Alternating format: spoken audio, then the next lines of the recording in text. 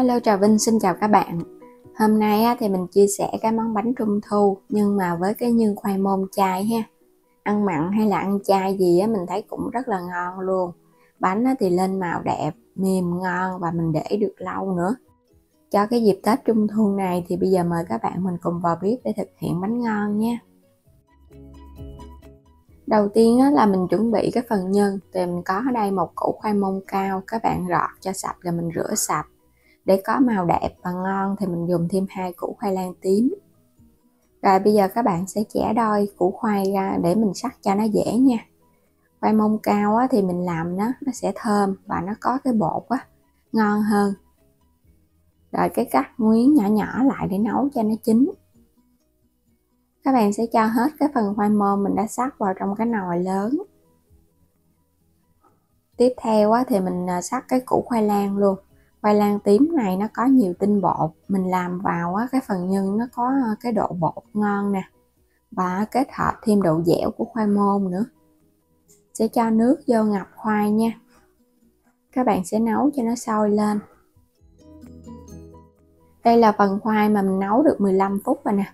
Cho nước ngập nhiều thì nấu nó nhanh chín lắm. Các bạn thấy nó chín nhừ mềm hết là được. Tiếp theo là mình dùng ở đây 400g đường ha, để chút cho vào trong nhân khoai. 50g bột nếp. Bên đây là nửa muỗng cà phê muối nha. Khi mà khoai nó nguội bớt rồi các bạn sẽ cho hết vô trong cái cối sinh tố.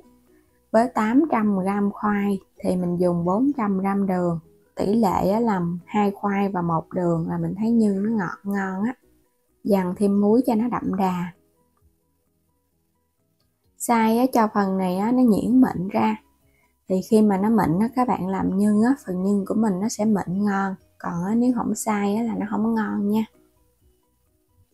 Cho hết ra trong cái chảo, dùng cái chảo chống dính mình sên cho nó dễ.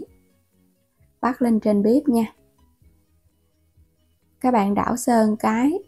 Để sên nhân cho nó bóng ngon thì mình thêm vào trong đây 50g dầu ăn là tương đương là 5 muỗng canh. Lúc đầu thì các bạn để lửa lớn nha, cho phần khoai này nó bốc hơi nhanh thì mình sên nó mới nhanh được. Khi mà bắt đầu nó sệt thì nhớ là mình khuấy đều ha, không thôi là nó đóng ở dưới đáy chảo và nó khét. Lúc này có thể bớt lửa lại được rồi, tại vì khoai nó cũng sệt rồi đó. Các bạn cứ để yên, mình sên tiếp cho nó khô lại. Cứ thỉnh thoảng là mình đảo sơ cái đáy chảo một cái. Sên nhân thì nó lâu cho nên các bạn cũng có thể chuẩn bị trước một ngày. Mình sên một hồi mình thấy bắt đầu khoai nó sệt lại và nó dẻo vậy nè. Lúc này các bạn sẽ cho hết bột nếp vô. Bột nếp này là mình dùng bằng bột nếp sống bình thường, không có cần bột nếp chín, cho nên các bạn cho vào mình sên cho nó chín nha. Đừng có để cho nó khô quá thì mình cho vô nó không có kịp chín bột mà nhân nó đã bị khô rồi. Phần nhân mình sên mình thấy nó dẻo vậy là được rồi nè, nó khô ráo vậy là được rồi, rồi mình tắt bếp. Nhưng nó còn nóng thì các bạn cho nó vô cái màng bọc, mình bọc nó lại cho nó đừng có bị khô nhân. Bọc thì mình để đây và mình chờ cho nó nguội. Có thể là làm trước thì cho vào ngăn mát tủ lạnh. Quay qua bên đây thì mình dùng ở đây là 250g bột mì đa dụng, loại nào cũng được. Bên đây là 180g nước đường, muối, 30g dầu ăn, bơ đậu phộng và nước tro tàu. Mình sẽ dùng 1 muỗng cà phê bơ đậu phộng giúp cho cái vỏ bột nó thơm hơn. 1 muỗng cà phê nước tro tàu giúp cho vỏ bột của mình nó lên màu đẹp. Muối và dầu ăn nữa nè, mình cho hết vô trực tiếp luôn ha. Nước đường cũng cho vô luôn. Cái lượng nước đường này có thể thay đổi. Nếu mà chút mình trộn vô mà mình thấy nó hơi khô thì có thể tăng thêm chút nước đường. Bây giờ các bạn cứ trộn đều cho phần bơ này nó tan đều ra là được rồi. Rồi cái mình lấy bột mình cho vô. Các bạn sẽ cho từ từ vô nha.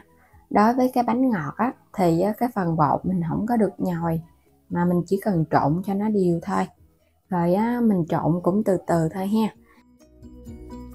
Cái động tác mà mạnh tay là bột của mình nó sẽ bị chai thì cái bánh nướng ra nó mất nét, không có đẹp. Rồi các bạn sẽ dùng tay, mình chỉ cần bóp lại để cho cái hỗn hợp này nó quyện đều. và phần bột này phải dẻo mịn, mềm tay thì cái bánh của mình nướng ra nó mới mềm ngon, đừng có cứng quá. Sẽ đậy kín, mình để yên nửa tiếng cho bột nó nở.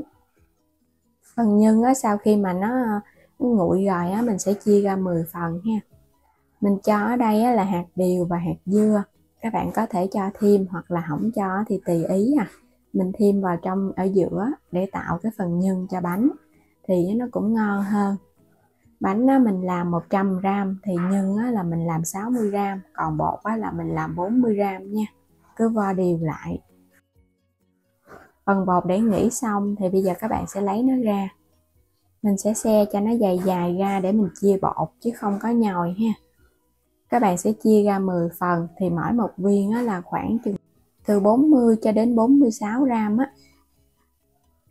vo tròn lại. Mình dùng cái miếng giấy nến để cán bột ra cho bột nó bóng và nó không có bị dính, chỉ cần cán mỏng. Các bạn cán ra để chút mình gói nhân cho nó dễ đó, chứ không có cần phải cán quá mỏng đâu. Rồi bây giờ mình sẽ lấy phần nhân để mình gói.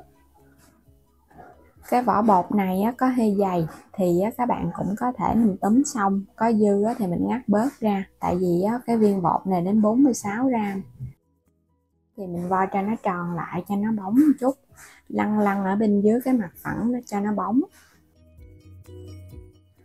Phủ một chút xíu bột khô, làm cái nào thì các bạn đóng bánh cái đó luôn ha, cho nó đẹp Mình dùng cái khuôn lò xo 100g, hoa văn thì tùy ý nha, các bạn gắn vô rồi cái mình in bánh đè xuống chặt xuống một chút,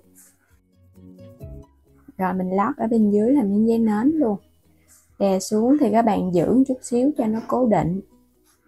Khuôn này thì dễ làm lắm, mình in là nó ra, nó không có bị dính đâu, nhìn cái bánh nó sắc nét nè, nhìn đẹp ha. In xong hết rồi 10 cái bánh thì bây giờ các bạn chuẩn bị mình đem đi nướng luôn. Mình sẽ cho vào trong cái nồi chiên không dầu để nướng bánh, thì mình thấy nhà ai cũng sẽ có cái nồi chiên, không có cần dùng đến lò nướng, nó tiện và nó nhanh. Nướng lần đầu 180 độ trong vòng 12 phút. Bây giờ mình đi chuẩn bị cái nước quét, mình có 1 muỗng canh nước đường, nửa muỗng canh dầu mè, trộn đều hỗn hợp lên. Nước đường hoặc là mật ong cũng được ha, hoặc là sữa tươi không đường cũng được nữa. Mình nướng xong lần đầu thì bây giờ mình kiểm tra cái bánh, mình thấy cái bánh nó chín, bột nó đục ở trên nó cái cạnh nó cũng hơi vàng vàng nhẹ nhẹ, bánh nó chín hoàn toàn luôn ha, thì mình mới lấy nó ra và xịt nước liền để cho cái bánh nó nguội, giúp cho cái vỏ bột nó mềm và khi mình nướng tiếp nó không có bị nứt. Chờ cho nó nguội bớt thì mình hãy quét cái mặt lên. Các bạn thích cho nó có màu đẹp thì mình quét dày, còn thích cho nó có màu lợt lợt thôi thì mình quét một lớp mỏng. Quét xong thì cho vào trong cái nồi chiên không dầu để nướng tiếp lần 2 nha. Lần 2 thì mình nướng 160 độ trong vòng 8 phút. Bánh sau khi nướng xong có thể nướng thêm cái chảo 5 phút cho cái mặt đế bánh nó vàng. Sau khi mà nướng trong chảo xong thì mình sẽ chất bánh ra. Bánh này các bạn phải để ít nhất 1 ngày thì bánh mới ngon ha. Bánh qua 1 ngày thì nó sẽ lên dầu và cái vỏ bột nó mềm hơn. Còn khi mà mới nướng ra thì cái vỏ bột nó sẽ còn hơi cứng. Phần dầu ở bên trong nó cũng chưa có tôm ra bên ngoài nữa. Đối với bánh nướng nhưng ngọt thì 1 ngày là mình thấy cái vỏ bột nó đã có dầu rồi. Còn cái bánh thập cẩm thì phải 2 ngày nó mới có dầu. Bánh nó mềm ngon và có cái màu cực kỳ đẹp luôn. Mình làm bằng nước tro tàu thì cái màu sắc nó sẽ đẹp hơn và mình bảo quản cũng được lâu hơn. Đây cũng chính là bí quyết mà các thợ làm bánh trung thu bán hàng năm luôn để dùng các bạn.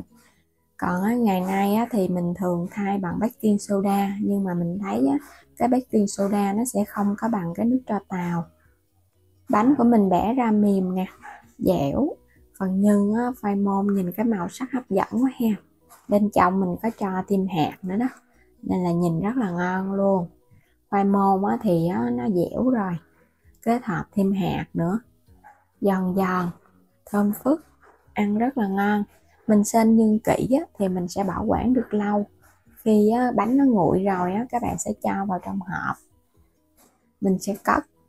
Để ở bên ngoài thì mình để được khoảng 2 tuần nha. Cho vào ngăn mát tủ lạnh thì các bạn có thể để được 3 tuần hoặc là 4 tuần. Tại vì ở trong bột mình không có chất bảo quản, cho nên nó là không có bảo quản được lâu giống như những cái chỗ bán bánh trung thu. Bây giờ thì mình chúc các bạn ai ai cũng có được bánh trung thu ngon trong dịp Tết Trung thu này. Đừng quên đăng ký kênh, chia sẻ các video ủng hộ kênh mình nha. Và mình có thêm một kênh Alo Trà Vinh 2, mời các bạn xem và đăng ký kênh ủng hộ mình nữa nha.